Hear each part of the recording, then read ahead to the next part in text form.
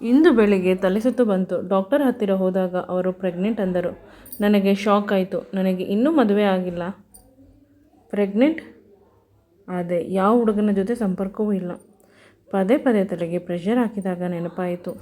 ನನ್ನ ಅಕ್ಕನ ಮನೆಗೆ ಹೋದಾಗ ಹುಷಾರು ತಪ್ಪಿದ್ದೆ. 2 ದಿನ ರಾತ್ರಿ ಅಕ್ಕ ನನಗೆ ಮಾತ್ರೆಗಳನ್ನು ಕೊಡುತ್ತಿದ್ದಳು. ನಂತರ ಚೆನ್ನಾಗಿ ನಿದ್ರೆ ಬರುತ್ತಿತ್ತು. ಬೆಳಗ್ಗೆ ಎಚ್ಚರವಾದಾಗ ಯಾರೋ ನನ್ನ ದೇಹವನ್ನು ಬಳಸಿಕೊಂಡಿದ್ದಾರೆ ಅಂತ ಅನಿಸುತ್ತಿತ್ತು. ದೇಹದಲ್ಲಿ ಒಂದು ರೀತಿಯ ಗಾಯದ ಗುರುತುಗಳು ಕೂಡ ಇರುತ್ತಿದ್ದವು. ಪದೇ ಪದೇ ತಲೆಗೆ ಪ್ರೆಷರ್ ಹಾಕಿದರೂ ಕೂಡ ಅರ್ಥವಾಗಲಿಲ್ಲ. ಇದರ ಪರಿಣಾಮ ಏನಾಗುತ್ತದೆ ಅಂತ ಇಂದು ತಿಳಿದಿದೆ. ನಾನು ಪ್ರೆಗ್ನೆಂಟ್ ಆಗಿದ್ದೇನೆ ಅಂದರೆ ರಾತ್ರಿ ಭಾವ ನನ್ನನ್ನು ಏನಾದರೂ ಮಾಡಿರುತ್ತಾರೆ ಅಥವಾ ಅಕ್ಕ ಭಾವ ಇಬ್ಬರೂ ಸೇರಿ ಏನಾದರೂ ಮಾಡಿರುತ್ತಾರಾ? ನನ್ನ ಶೀಲವನ್ನು ಹಾಳು ಮಾಡಿದ ಅವರನ್ನು ಎಂದೂ ಬಿಡುವುದಿಲ್ಲ ಅಂತ ಕೋಪಗೊಂಡು ಅವರ ಮನೆಗೆ ಹೋದೆ. ಮುಂದೆ ನನ್ನ ಹೆಸರು ಶಿಲ್ಪ. ಅಪ್ಪ ಅಮ್ಮನ ಮುದ್ದಿನ ಮಗಳು. ಅಕ್ಕ ಒಬ್ಬಳು ಇದ್ದಾಳೆ. ನಾನು ಮತ್ತು ಅಕ್ಕ ಒಂದೇ ಸ್ಕೂಲಿಗೆ ಹೋದರು. ಒಂದೇ ಮನೆಯಲ್ಲಿ ಇದ್ದರೂ ಅನ್ಯೋನ್ಯತೆ ನಮ್ಮಿಬ್ಬರ ಮಧ್ಯೆ ಕಡಿಮೆ. ಅಕ್ಕನಿಗೆ ನಾನು ಎಂದರೆ ಸ್ವಲ್ಪ ಇಷ್ಟವಿಲ್ಲ, ಏಕೆಂದರೆ ನಾನು ತುಂಬ ಸುಂದರವಾಗಿದ್ದೇನೆ. ಅಕ್ಕ ಕಪ್ಪಾಗಿದ್ದಾಳೆ. ಎಲ್ಲರೂ ಅಕ್ಕನನ್ನು ತುಂಬ ಟೀಕೆ ಮಾಡುತ್ತಾರೆ. ಅಪ್ಪನಿಗೂ ಕೂಡ ಅಕ್ಕ ಅಂದರೆ ಇಷ್ಟವಿಲ್ಲ. ಅಕ್ಕ ಕಪ್ಪಾಗಿದ್ದಾಳೆ, ಅವಳ ಮದುವೆ ಮಾಡುವುದು ತುಂಬ ಕಷ್ಟ ಅಂತ. ತಂಗಿ ಸುಂದರವಾಗಿದ್ದಾಳೆ, ಹುಡುಗ ಬೇಗ ಬಂದು ಮದುವೆ ಆಗುತ್ತಾನೆ ಅಂತ. ಇದರಿಂದ ಅಕ್ಕನಿಗೆ ನಾನು ಎಂದರೆ ಒಂದು ರೀತಿ ವೈರತ್ವ ಬೆಳೆಯಿತು. ಸ್ಕೂಲಿನಲ್ಲೂ ಕೂಡ ಅವಳು ನನ್ನನ್ನು ನನ್ನ ತಂಗಿ ಅಂತ ಹೇಳುತ್ತಿರಲಿಲ್ಲ. ಆದರೆ ಇದುವರೆಗೂ ಅಕ್ಕನ ಮೇಲೆ ನನಗೆ ಸ್ವಲ್ಪವೂ ಕೂಡ ಬೇಸರವಿಲ್ಲ. ಅವಳು ಎಂದರೆ ನನಗೆ ತುಂಬ ಇಷ್ಟ. ಅವಳು ತುಂಬ ಚೆನ್ನಾಗಿ ಓದುತ್ತಾಳೆ. ಅವಳನ್ನು ನಾನು ಅನುಸರಿಸಬೇಕು ಅಂತ ಪ್ರಯತ್ನಿಸುತ್ತೇನೆ. ಅವಳ ಹಿಂದೆ ಹಿಂದೆ ಹೋದಷ್ಟು ಅವಳು ನನ್ನಿಂದ ದೂರ ಹೋಗುತ್ತಾಳೆ. ಅಮ್ಮನಿಗೆ ಇದರಿಂದ ತುಂಬ ಬೇಸರವಾಗುತ್ತಿತ್ತು. ಅಮ್ಮ ನಮ್ಮಿಬ್ಬರ ಮಧ್ಯೆ ಯಾವಾಗಲೂ ಒಂದು ಒಳ್ಳೆಯ ಬಾಂಧವ್ಯ ಇರಲಿ ಅಂತ ಪ್ರಯತ್ನಿಸುತ್ತಿದ್ದಳು. ಆ ಪ್ರಯತ್ನ ಫಲ ಕೊಡಬೇಕು ಅನ್ನುವಷ್ಟರಲ್ಲಿ ಅಪ್ಪ ಬಂದು ಎಲ್ಲವನ್ನು ಹಾಳು ಮಾಡುತ್ತಿದ್ದರು. ಈ ಸಂಘರ್ಷಣೆಯಲ್ಲಿ ನನ್ನ ಬಾಲ್ಯ ಮುಗಿತು. ಈಗ ಅಕ್ಕನೂ ಕೂಡ ಸ್ಕೂಲ್ ಟೀಚರ್ ಆಗಿದ್ದಾಳೆ. ನಾನು ಸಾಫ್ಟ್ವೇರ್ ಇಂಜಿನಿಯರ್ ಆಗಿದ್ದೇನೆ. ಪುನಃ ತಾರತಮ್ಯ, ಏಕೆಂದರೆ ಸಾಫ್ಟ್ವೇರ್ ಇಂಜಿನಿಯರ್ ಆದರೆ ಬಹಳ ಸಂಬಳ ಬರುತ್ತದೆ. ಟೀಚರ್ ಆದರೆ ತುಂಬ ಕಡಿಮೆ ಸಂಬಳ ಬರುತ್ತದೆ. ಹೆಚ್ಚು ಕಡಿಮೆ, ಮೇಲು ಕೀಳು ಇವುಗಳು ನಮ್ಮಿಬ್ಬರ ಮಧ್ಯೆ ನಮ್ಮ ಬದುಕಿನಲ್ಲಿ ಯಾವಾಗಲೂ ನಡೆದುಕೊಂಡು ಬಂದಿದೆ. ನನಗೆ ಅಕ್ಕ ಇದ್ದೂ ಇಲ್ಲದಂತೆ. ಅವಳು ನನ್ನ ಕಷ್ಟ ಸುಖವನ್ನು ಎಂದೂ ಕೂಡ ವಿಚಾರಿಸುವುದಿಲ್ಲ. ಅಕಸ್ಮಾತ್ ಅವಳಿಗೆ ನೋವಾದಾಗ ನಾನು ಎಷ್ಟು ಒಳ್ಳೆಯದು ಮಾಡಬಹುದು ಅಷ್ಟು ಮಾಡುತ್ತೇನೆ. ಎಲ್ಲ ಒಳ್ಳೆಯದು ಆದ ಮೇಲೆ ಕೊನೆಗೆ ಅವಳು ನನ್ನನ್ನು ದೂರ ತಳ್ಳುತ್ತಾಳೆ. ಇದರಿಂದ ಆದಷ್ಟು ಅವಳಿಂದ ದೂರವೇ ಉಳಿದು ಬಿಟ್ಟರೆ ಒಳಿತು. ಹತ್ತಿರ ಹೋದಷ್ಟು ನೋವು ಆಗುತ್ತದೆ. ನನ್ನ ತಪ್ಪೇನು? ನಾನು ಚೆನ್ನಾಗಿ ಹುಟ್ಟಿರುವುದು ನನ್ನ ತಪ್ಪ? ನಾನು ಮಾಡುವ ಕೆಲಸದಲ್ಲಿ ನನಗೆ ಒಳ್ಳೆಯ ಗೆಳತಿಯರು ಸಿಕ್ಕಿದ್ದಾರೆ. ಅವರುಗಳೇ ನನಗೆ ಈಗ ಅಕ್ಕ ತಂಗಿಯರು. ಹೆಚ್ಚು ಸಮಯವನ್ನು ಅವರ ಹತ್ತಿರ ಕಳೆಯುತ್ತೇನೆ. ಅಕ್ಕ ತುಂಬ ಮೂಡಿ. ಅವಳು ಯಾರ ಜೊತೆಯೂ ಗೆಳೆತನ ಮಾಡುವುದಿಲ್ಲ. ಇದರಿಂದ ಪುನಃ ಸಮಸ್ಯೆ. ನಾನು ಗೆಳತಿಯರ ಜೊತೆ ಟ್ರಿಪ್ಗಳಿಗೆ ಹೋಗುತ್ತೇನೆ, ತುಂಬ ಖುಷಿಯಾಗಿದ್ದೇನೆ ಅಂತ ಪುನಃ ಹೊಟ್ಟೆ ಉರಿ ಪಡುತ್ತಾಳೆ. ನನ್ನ ಕೈಯಲ್ಲಿ ಸಾಧ್ಯವಾಗುತ್ತಿಲ್ಲ ಅವಳ ಹೊಟ್ಟೆ ಉರಿಯ ತಾಪವನ್ನು ತಡೆದುಕೊಳ್ಳಲು. ಆದಷ್ಟು ಅವಳಿಂದ ದೂರವೇ ಇರುತ್ತಿದ್ದೆ. ಕೆಲಸಕ್ಕೆ ಹೋಗುವುದು ಬರುವುದು ಅಷ್ಟೆ. ಅಪ್ಪನಿಗೂ ಹೇಳಿದ್ದೆ, ಯಾವುದೇ ಕಾರಣಕ್ಕೂ ಅವಳನ್ನು ಡಿಗ್ರೇಡ್ ಮಾಡಿ ನನ್ನನ್ನು ಅಪ್ಗ್ರೇಡ್ ಮಾಡಬೇಡ. ನಾನು ಹೇಗೆ ಇದ್ದರೆ ಹಾಗೆ ಖುಷಿಯಾಗಿದ್ದೇನೆ, ಅದೇ ರೀತಿ ಅವಳು ಹೇಗೆ ಇದ್ದರೆ ಅದೇ ರೀತಿ ಖುಷಿಯಾಗಿ ಇರುತ್ತಾಳೆ. ನೀನು ಹೀಗೆ ಹೇಳಿ ಹೇಳಿ ಅವಳು ನನ್ನಿಂದ ದೂರವಾಗಿದ್ದಾಳೆ. ನೀವೆಲ್ಲ ವಯಸ್ಸಾದವರು, ಇಂದಲ್ಲ ನಾಳೆ ಹೊರಟು ಹೋಗುತ್ತೀರಾ. ನಾವಿಬ್ಬರೇ ಬದುಕಬೇಕು ಮುಂದೆ. ಕಷ್ಟ ಸುಖಕ್ಕೆ ಸದಾ ಹೆಗಲು ಕೊಡಬೇಕು. ಅಕ್ಕ ತಂಗಿಯರು ಒಬ್ಬರ ಮುಖವನ್ನು ಒಬ್ಬರು ನೋಡದೇ ಇದ್ದರೆ ಏನು ಚಂದ ಅಲ್ಲವಾ? ವಯಸ್ಸಾದಂತೆ ಅಪ್ಪನೂ ಕೂಡ ಶಾಂತವಾಗಿದ್ದಾರೆ. ಅಕ್ಕನಿಗೆ ಒಳ್ಳೆಯ ಸಂಬಂಧಗಳು ಬರುತ್ತಿವೆ. ಆದರೆ ಬಂದ ಸಂಬಂಧಗಳೆಲ್ಲ ಅಕ್ಕನಿಗಾಗಲ್ಲ, ನನಗಾಗಿ ಅಂತೆ. ವಯಸ್ಸು ಬಂದ ಮೇಲೆ ನಾನು ತುಂಬ ಸುಂದರಿಯಾಗಿದ್ದೇನೆ. ಕಾಲೇಜ್ನಲ್ಲೂ ಆಫೀಸ್ನಲ್ಲಿ ಸಂಬಂಧಿಕರ ಮದುವೆಗಳನ್ನು ಎಲ್ಲರೂ ನನ್ನ ಮದುವೆ ಬಗ್ಗೆ ಮಾತನಾಡುವವರೇ. ನಮಗೆ ಮಗನಿದ್ದಾನೆ ಅಥವಾ ನಾನೇ ಮದುವೆ ಮಾಡಿಕೊಳ್ಳುತ್ತೇನೆ. ಈ ರೀತಿಯ ಮಾತುಗಳನ್ನು ಕೇಳಿ ಕೇಳಿ ಸಾಕಾಗಿದೆ. ಮೊದಲು ಅಕ್ಕನಿಗೆ ಒಳ್ಳೆಯ ಹುಡುಗನನ್ನು ನೋಡಿ ಮದುವೆ ಮಾಡಬೇಕು, ಆನಂತರ ನನ್ನದು ಅಂತ ಹೇಳಿದರೆ ಯಾರೂ ಕಿವಿಗೆ ಹಾಕಿಕೊಳ್ಳುವುದಿಲ್ಲ.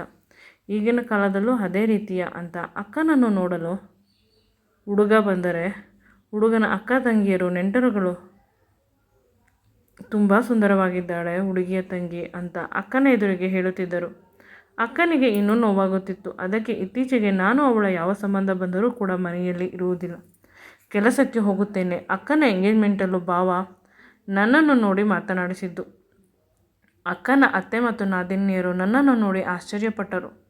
ಎಷ್ಟು ಸುಂದರವಾದ ಹುಡುಗಿ ನಿಮ್ಮ ಮನೆಯಲ್ಲಿ ಇದ್ದರೂ ನಮಗೆ ತೋರಿಸಿಲ್ಲ, ಕಪ್ಪಾಗಿರುವ ಹುಡುಗಿಯನ್ನು ತೋರಿಸಿದ್ದೀರಾ ಅಂತ ಎಂಗೇಜ್ಮೆಂಟ್ ಆದ ಮೇಲೆ ಜಗಳ ಮಾಡಿ ಹೋದರು.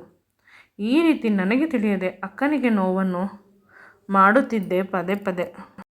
ಆದರೆ ಭಾವ ತುಂಬ ಒಳ್ಳೆಯವರು. ಅಕ್ಕನ ಬಣ್ಣಕ್ಕಾಗಿ ಪ್ರೀತಿ ಮಾಡಿಲ್ಲವಂತೆ, ಅವಳ ಮನಸ್ಸಿಗಾಗಿ ಪ್ರೀತಿ ಮಾಡಿದ್ದರಂತೆ. ಅವರು ಅವರ ಅಮ್ಮ ಮತ್ತು ಅಕ್ಕ ತಂಗಿಯರಿಗೆ ಚೆನ್ನಾಗಿ ಬೈದು ಸುಮ್ಮನಿರಿಸಿದರು. ಮದುವೆ ದಿನವನ್ನು ಗುರುತು ಮಾಡಿದರು. ಮದುವೆಯನ್ನು ಅಪ್ಪ ಅಮ್ಮ ತುಂಬ ಗ್ರ್ಯಾಂಡಾಗಿ ಮಾಡಿಕೊಡಬೇಕು ಅಂತ ಓಡಾಡಿದರು. ಮದುವೆ ದಿನ ನಾನು ಮದುವೆಗೆ ಬರಬಾರದು ಅಂತ ನಿರ್ಧರಿಸಿದೆ. ಆದರೆ ಅಕ್ಕ ಮಾತ್ರ ನೀನು ಮಾಡುತ್ತಿರುವ ಕೆಲಸ ಸರಿಯಾಗಿ ಇದೆ, ಇದೇ ರೀತಿ ಮಾಡಿದರೆ ನನಗೆ ಯಾವುದೇ ಸಮಸ್ಯೆ ಆಗುತ್ತಿರಲಿಲ್ಲ. ನೀನು ಮಾಡಿದ ಕೆಲಸದಿಂದ ನನಗೆ ಎಂದೂ ಉಪಯೋಗವಿಲ್ಲ. ಇದೇ ಮೊದಲ ಬಾರಿ ತುಂಬ ಒಳ್ಳೆಯ ಕೆಲಸ ಮಾಡುತ್ತಿದ್ದೀಯಾ ಅಂತ ಹೇಳಿದಳು. ನನಗೆ ತುಂಬ ದುಃಖವಾಗಿ ಹೋದೆ. ನನ್ನ ಗೆಳತಿ ಡೆಲ್ಲಿಯಲ್ಲಿ ಇದ್ದಳು. ಅವಳ ಜೊತೆ ಒಂದೆರಡು ದಿನ ರಜೆಯ ದಿನಗಳನ್ನು ಕಳೆದು ಬರೋಣ, ನನಗೂ ರಿಲ್ಯಾಕ್ಸ್ ಆಗುತ್ತದೆ. ಇನ್ನು ಅಕ್ಕನ ಮದುವೆಯಲ್ಲಿ ಇದ್ದರೆ ಅಕ್ಕನಿಗಿಂತ ಜಾಸ್ತಿ ನನ್ನನ್ನೇ ಎಲ್ಲರೂ ಹೊಗಳುತ್ತಾರೆ. ಆಗ ಅಕ್ಕನಿಗೆ ಇನ್ನೂ ಕೋಪ ಬರುತ್ತದೆ. ಅವಳಿಗೆ ಇನ್ನೂ ನೋವು ಮಾಡುವ ಸಾಹಸ ಮಾಡದೆ ನನ್ನ ದಾರಿಯನ್ನು ನಾನು ನೋಡಿಕೊಂಡೆ. ಅಮ್ಮ ಹೇಳಿದರು, ಅಕ್ಕನಿಗೆ ಮದುವೆ ಆಯಿತು, ಭಾವ ತುಂಬ ಚೆನ್ನಾಗಿ ನೋಡಿಕೊಳ್ಳುತ್ತಾರೆ ಅಂತ. ಅವರ ಅತ್ತೆ ನಾದಿನಿಯರು ಕೂಡ ಪರವಾಗಿಲ್ಲ ಅಂತ ಹೇಳಿದರು. ಇದು ನನಗೆ ಖುಷಿಯಾದ ವಿಷಯ. ನಂತರ ನಾನು ಮನೆಗೆ ಬಂದು ನನ್ನ ಕೆಲಸಕ್ಕೆ ನಾನು ಆರಾಮವಾಗಿ ಹೋಗುತ್ತಿದ್ದೆ.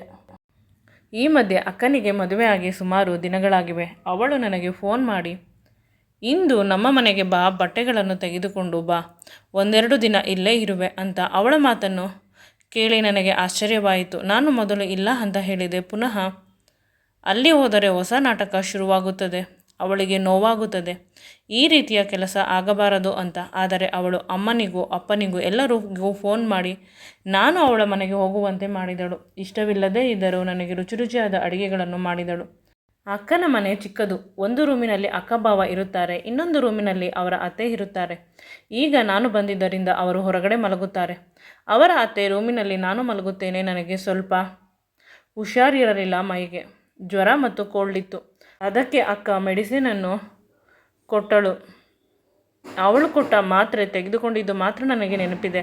ಆದರೆ ಮಧ್ಯರಾತ್ರಿ ಏನೂ ನೆನಪಾಗಲಿಲ್ಲ. ಬೆಳಿಗ್ಗೆ ಎದ್ದಾಗ ನನ್ನ ದೇಹವೆಲ್ಲ ಒಂದು ರೀತಿ ಮರಗಟ್ಟಿದಂತೆ ಇತ್ತು. ಯಾರೋ ಬಳಸಿಕೊಂಡಿದ್ದಾರೆ ನನ್ನ ದೇಹವನ್ನು ಅಂತ ಮನಸ್ಸಿಗೆ ಅನಿಸುತ್ತಿತ್ತು. ನನ್ನ ಹೊಟ್ಟೆಯ ಹತ್ತಿರ ಏನೋ ಒಂದು ರೀತಿಯ ನೋವು.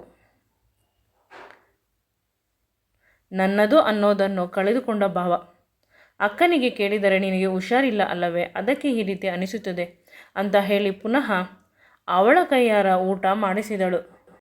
ಸಂಜೆ ಆಗುತ್ತಿದ್ದಂತೆ ಅಕ್ಕ ಕಾರನ್ನು ಕರೆಸಿ ಮನೆಗೆ ಕಳುಹಿಸಿದಳು. ನಂಟರು ಬರುತ್ತಾರೆ, ಜಾಗ ಸಾಕಾಗುವುದಿಲ್ಲ, ನಾನು ಬರುತ್ತೇನೆ ಅಮ್ಮನ ಮನೆಗೆ, ಇಬ್ಬರು ಮಾತನಾಡೋಣ ಅಂತ ನನಗೆ ಒಂದು ಚಂದದ ಸೀರೆಯನ್ನು ತೆಗೆದುಕೊಟ್ಟಳು. ಅಕ್ಕ ನನ್ನ ಮೇಲೆ ಇಟ್ಟಿರುವ ಪ್ರೀತಿ ಇಷ್ಟೇ ಅಂತ ನಾನು ಅಂದುಕೊಂಡೆ. ಇದಾದ ಸ್ವಲ್ಪ ದಿನಗಳ ಬಳಿಕ ನನ್ನ ದೇಹದಲ್ಲಿ ಒಂದು ಹೊಸ ರೀತಿಯ ಬದಲಾವಣೆ ಆಗಲು ಶುರುವಾಯಿತು. ತಲೆ ಸುತ್ತು ಬರಲು, ವಾಂತಿ ಬರಲು, ಉಳಿಯಿರುವ ಪದಾರ್ಥಗಳನ್ನು ತಿನ್ನುವ ಆಸೆ ಆಗುತ್ತಿತ್ತು. ನನಗೆ ಪ್ರೆಗ್ನೆನ್ಸಿ ಅಂತ ಅಂದರೆ ನಗು ಬರುತ್ತಿತ್ತು.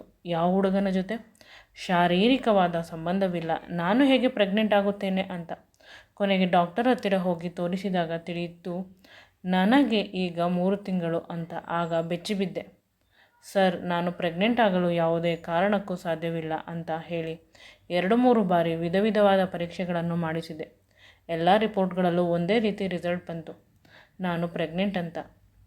ಇನ್ನು ನಾನು ಆ ರಿಸಲ್ಟನ್ನು ನಂಬಲೇಬೇಕಾಗಿತ್ತು. ತುಂಬ ಬೇಸರವಾಗುತ್ತಿತ್ತು. ಆದರೆ ಒಂದೇ ಒಂದು ಧೈರ್ಯ, ನಾನು ಎಲ್ಲೂ ಯಾವುದೇ ತಪ್ಪು ಮಾಡಿಲ್ಲ ಅಂತ. ರಾತ್ರಿ ಮಲಗಿದ್ದಾಗಲೂ ಕೂಡ ಇದೇ ಯೋಚನೆ, ಅಬಾರ್ಷನ್ ಮಾಡಲು ಸಾಧ್ಯವಿಲ್ಲ. ಮಧ್ಯರಾತ್ರಿ ಇದ್ದಕ್ಕಿದ್ದಂತೆ ಒಳ ಮನಸ್ಸಿಗೆ ಒಂದು ಹೊಸ ರೀತಿಯ ಯೋಚನೆಗಳು ಹೊಳೆಯಿತು. ಅಕ್ಕ ಹೇಳುತ್ತಿದ್ದಳು, ಜಾಸ್ತಿ ಜರ್ನಿ ಮಾಡಬೇಡ, ನಿನಗೆ ಹುಷಾರಿಲ್ಲ ಅಂತ. ಅಕ್ಕ ಅಮ್ಮನಿಗೆ ಹೇಳಿ ನನಗೆ ಜ್ಯೂಸ್ಗಳನ್ನು ಮಾಡಿಸಿಕೊಡುತ್ತಿದ್ದಳು. ಪ್ರತಿದಿನ ಅಮ್ಮನಿಗೆ ಫೋನ್ ಮಾಡಿ ತಲೆ ತಿನ್ನುತ್ತಿದ್ದಳು. ಅವಳಿಗೆ ಆ ರೀತಿ ಊಟ ಕೊಡು, ಈ ರೀತಿ ಊಟ ಕೊಡು, ಜಾಸ್ತಿ ಹೀಟ್ ಇರುವ ಪದಾರ್ಥವನ್ನು ಕೊಡಬೇಡ, ಅವಳ ದೇಹ ಕಂಪಿಸುತ್ತದೆ, ತುಂಬ ಸೂಕ್ಷ್ಮ. ಅವಳಿಗೆ ಜಂಕ್ ಫುಡ್ ಕೊಡಬೇಡ, ಬರೀ ಹಣ್ಣಿನ ರಸಗಳನ್ನು, ಸೊಪ್ಪಿನ ರಸಗಳನ್ನು ಕೊಡು. ಚಿಕನ್ ಕೊಡಬೇಡ, ಪಪ್ಪಾಯಿ, ನುಗ್ಗೆ ಸೊಪ್ಪು, ನುಗ್ಗೆಕಾಯಿ, ಫಿಶ್ ಇವುಗಳನ್ನು ಕೊಡಬೇಡ. ಡಾಕ್ಟರ್ ಅವಳ ದೇಹ ತುಂಬ ಸೂಕ್ಷ್ಮ ಅಂತ ಹೇಳಿದ್ದಾರೆ. ಅವಳ ರಿಪೋರ್ಟನ್ನು ಡಾಕ್ಟರ್ಗೆ ತೋರಿಸಿದಾಗ, ನಾನು ಹೇಳಿದ ಆರೋಗ್ಯಕರವಾದ ಊಟವನ್ನು ಕೊಡು. ಅವಳು ಕಾರಿನಲ್ಲಿ ಹೋಗುತ್ತಾಳೆ ಅಲ್ಲವೇ? ಡ್ರೈವರನ್ನು ಇಟ್ಟುಕೊಳ್ಳಲಿ ಸ್ವಲ್ಪ ದಿನ. ಅವಳ ಕಣ್ಣು ಮಂಜಾಗುತ್ತದೆ. ಕಣ್ಣಿನ ಸಮಸ್ಯೆ ಇದೆ ಅಂತ ಅಮ್ಮನಿಗೆ. ಈ ರೀತಿ ವಿಧ ಮಾತುಗಳನ್ನು ಹೇಳಿ ನಾನು ಆರೋಗ್ಯಕರವಾದ ಊಟವನ್ನು ಮಾಡಬೇಕು, ಹೆಚ್ಚು ಹೊರಗಡೆ ಹೋಗಬಾರದು, ಅದನ್ನು ಮಾಡುತ್ತಿದ್ದಳು. ಮೊದಲು ಅಂದುಕೊಳ್ಳುತ್ತಿದ್ದೆ, ಅಕ್ಕನಿಗೆ ನನ್ನ ಮೇಲೆ ತುಂಬ ಪ್ರೀತಿ ಇದೆ. ಹೊರಗೆ ಹೋಗಿ, ಈ ಪಾರ್ಟಿಗಳಿಗೆ ಹೋಗಿ ಏನಾದರೂ ತೊಂದರೆ ಆದರೆ ಅನ್ನುವ ಭಯವಿತ್ತೇನೋ. ಎಷ್ಟು ಒಳ್ಳೆಯ ಅಕ್ಕ ಅಂತ ಅಂದುಕೊಂಡೆ. ಈಗ ಅವರ ಮನೆಯಲ್ಲಿ ಮಲಗಿದ್ದ ಆ ರಾತ್ರಿಯ ನೆನಪಾಯಿತು ನನಗೆ. ಆ ರಾತ್ರಿ ಹೊಟ್ಟೆಯ ಕೆಳಗಡೆ ನೋವು ಬರುತ್ತಿತ್ತು. ಆ ರಾತ್ರಿ ಮತ್ತೆ ಬೆಳಗ್ಗೆ ಎದ್ದಾಗ ಒಂದು ವಿಚಿತ್ರವಾದ ಅನುಭವ ಆಗಿತ್ತು. ನನ್ನ ದೇಹದ ಮೇಲೆ ಇದೆಲ್ಲ ಅಕ್ಕನ ಪ್ಲ್ಯಾನ್. ಆ ರಾತ್ರಿ ಏನು ನಡೆಯಬಾರದೋ ನಡೆದಿದೆ. ಇಲ್ಲವಾದರೆ ಅಷ್ಟು ಪ್ರೀತಿಯಿಂದ ಅವಳು ಏಕೆ ಮಾತನಾಡುತ್ತಿದ್ದಳು? ಇದಕ್ಕೆಲ್ಲ ಉತ್ತರ ಬೇಕು ಅಂತ ಮಧ್ಯರಾತ್ರಿಯೇ ನಾನು ನನ್ನ ಕಾರನ್ನು ತೆಗೆದುಕೊಂಡು ಹೋದೆ. ಅಕ್ಕನ ಮನೆಯ ಬಾಗಿಲನ್ನು ಜೋರಾಗಿ ತಟ್ಟಲು ಶುರು ಮಾಡಿದೆ. ಅವರೆಲ್ಲ ಗಾಬರಿಯಿಂದ ಬಾಗಿಲನ್ನು ತೆಗೆದರು. ನನಗೆ ಸತ್ಯ ಬೇಕು. ನೀವೆಲ್ಲ ಸೇರಿಕೊಂಡು ನನ್ನ ಜೊತೆ ಏನು ಮಾಡಿದ್ದೀರಾ ಆ ರಾತ್ರಿ? ಅದಕ್ಕೆ ಅಕ್ಕ, ಆ ವಿಷಯವನ್ನು ನಾನು ಮಾತನಾಡಬೇಕು ಅಂತ ಅಂದುಕೊಂಡಿದ್ದೆ. ನಿನಗೆ ತಿಳಿಯಿತಾ? ಹೌದು ತಿಳಿಯಿತು. ನಾನು ಈಗ 3 ತಿಂಗಳ ಗರ್ಭಿಣಿ. ನನಗೆ ಯಾವುದೇ ರೀತಿಯ ಬಾಯ್ ಫ್ರೆಂಡ್ ಇಲ್ಲ, ಯಾರ ಜೊತೆಯೂ ಸಂಪರ್ಕವಿಲ್ಲ. ಹೇಗೆ ಪ್ರೆಗ್ನೆಂಟ್ ಆದೆ? ನನಗೆ ಇರುವ ಗೆಳತಿಯರೆಲ್ಲ ಹೆಣ್ಣು ಮಕ್ಕಳೇ. ಅದೆಲ್ಲವನ್ನು ತಿಳಿದೆ ಈ ಕೆಲಸ ಆಗಿದ್ದು. ಅದರಿಂದಲೇ ನೀನು ಪ್ರೆಗ್ನೆಂಟ್ ಆಗಿರುವುದು. ಅಂದರೆ ನನಗೆ ತುಂಬ ಪ್ರಯತ್ನ ಪಟ್ಟೆವು, ಮಕ್ಕಳಾಗಲಿಲ್ಲ. ಎಲ್ಲಕ್ಕಿಂತ ಹೆಚ್ಚಾಗಿ ಟ್ರೀಟ್ಮೆಂಟ್ ತೆಗೆದುಕೊಂಡರೆ ಮಕ್ಕಳಾಗಬಹುದು ಅಂತ ಹೇಳಿದರು.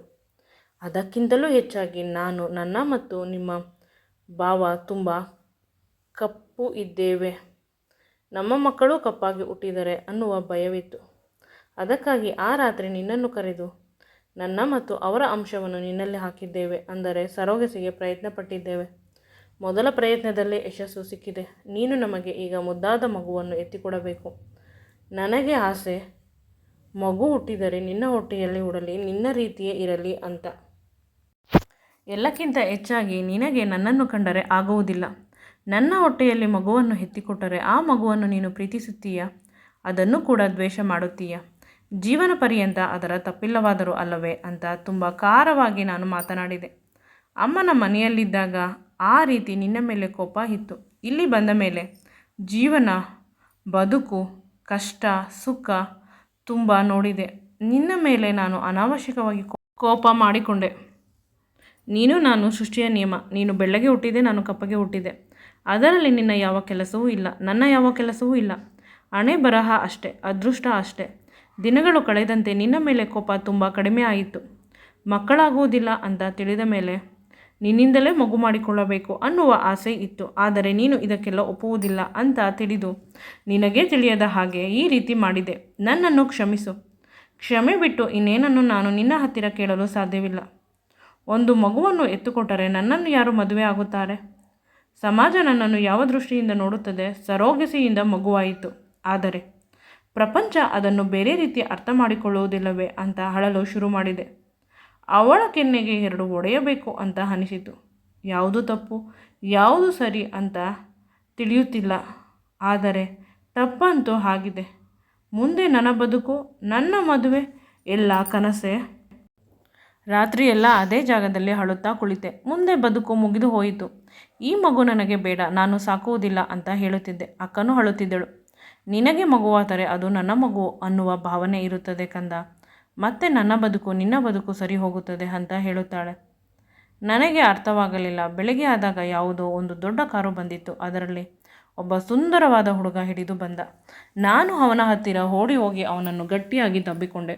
ಅವನು ಬೇರೆ ಯಾರೂ ಅಲ್ಲ, ನನ್ನ ಸೋದರತ್ತೆ ಮಗ ಶರತ್. ಅವನನ್ನು ನಾನು ತುಂಬ ಪ್ರೀತಿಸುತ್ತೇನೆ. ಆದರೆ ಇಬ್ಬರಿಗೂ ಕೂಡ ತಮ್ಮ ತಮ್ಮ ವೃತ್ತಿಯಲ್ಲಿ ಏನಾದರೂ ಅಚೀವ್ ಮಾಡುವವರೆಗೂ ಈ ಡೇಟ್ ಮಾಡುವುದನ್ನು ಮಾಡಬಾರದು ಅಂತ ಸಪ್ರೇಟ್ ಇದ್ದೆವು. ನಮ್ಮ ಕೆಲಸದ ಮೇಲೆ ಎಲ್ಲ ಗಮನ ಇರಬೇಕು ಅನ್ನುವುದು ಮಾತ್ರ ನಮ್ಮ ಉದ್ದೇಶವಿತ್ತು. ಚಿಕ್ಕಂದಿನಿಂದಲೂ ನಾವಿಬ್ಬರು ಒಬ್ಬರನ್ನೊಬ್ಬರು ಪ್ರೀತಿಸುತ್ತಿದ್ದೆವು. ಸ್ವಲ್ಪ ಹೊತ್ತಾದ ನಂತರ ನಾನು ಶರತ್ನಿಂದ ದೂರ ಬಂದೆ. ಅವನು ಏನಾಯಿತು ಅಂತ ಕೇಳಿದ. ನಾನು ಅಳುತ್ತಾ ಕೆಳಗೆ ಕುಳಿತೆ. ಅವನು ಕೂಡ ಕೆಳಗೆ ಕುಳಿತ. ನನಗೆ ಎಲ್ಲ ವಿಷಯ ತಿಳಿದಿದೆ. ನಿನಗಿಂತ ಮೊದಲೇ ನಿನ್ನ ಅಕ್ಕ ಸುಮಾರು ದಿನಗಳ ಮೊದಲೇ ಹೇಳಿದಳು. ನಿನ್ನನ್ನು ಸರೋಗಸಿ ಮದರ್ ಮಾಡಿಕೊಳ್ಳಲು ನನ್ನ ಹತ್ತಿರ ಪರ್ಮಿಷನ್ ಕೇಳಿದಳು. ನಾನು ಕೂಡ ಒಪ್ಪಿಕೊಂಡೆ. ಅಂದರೆ ನಿನಗೆ ಏನಾದರೂ ಪ್ರಾಬ್ಲಮ್ ಅಂತ ಕೇಳಿದಳು. ನನಗೆ ಯಾವುದೇ ಸಮಸ್ಯೆ ಇಲ್ಲ ಅಂತ ಹೇಳಿದ್ದೆ. ನಿನಗೂ ಈ ವಿಷಯ ತಿಳಿದಿರುತ್ತದೆ ಅಂತ ಅಂದುಕೊಂಡಿದ್ದೆ. ಆದರೆ ನಿನಗೆ ತಿಳಿಯದೆ ಹೀಗೆ ಇವರಿಬ್ಬರು ಮಾಡಿರುತ್ತಾರೆ ಅಂತ ಗೊತ್ತಿರಲಿಲ್ಲ. ಆಗಿದ್ದು ಹಾಗೆ ಹೋಯಿತು, ಎಲ್ಲವನ್ನು ಮರೆತು ಬಿಡು ಅಂತ ಶರತ್ ಹೇಳಿದ. ನನ್ನ ದೇಹವನ್ನು ನನಗೆ ತಿಳಿಯದ ಹಾಗೆ ಬಳಸಿಕೊಂಡಿದ್ದಾರೆ.